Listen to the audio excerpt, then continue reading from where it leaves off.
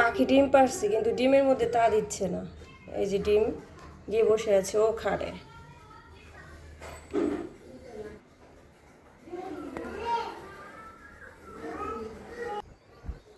আসছি হচ্ছে কুমড়া শাক নেব। এই যে শাকগুলো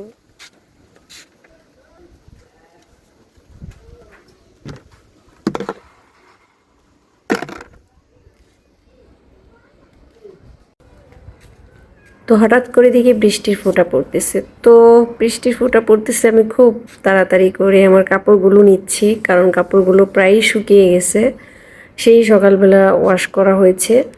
আর এদিক দিয়ে হচ্ছে এই বৃষ্টি, এই রোদ, এই বাতাস, মানে সব কিছু মিলে একটা হিজিবিজি অবস্থা। আকাশে মেঘ, মাঝে মাঝে একটু বৃষ্টি হচ্ছে, মাঝে মাঝে হচ্ছে না। তো বারবার কাপড় দিচ্ছি আবার নিচ্ছি। তো এবার চিন্তা করলাম যে আর আমি এখানে কাপড় রাখবো না, আমি নিয়ে যাব। তো আমি কাপড় নিয়ে যাওয়ার পরেই আবার মানে রোদ উঠে গেছে। তো যাই হোক, এই যে আমার ড্রাগন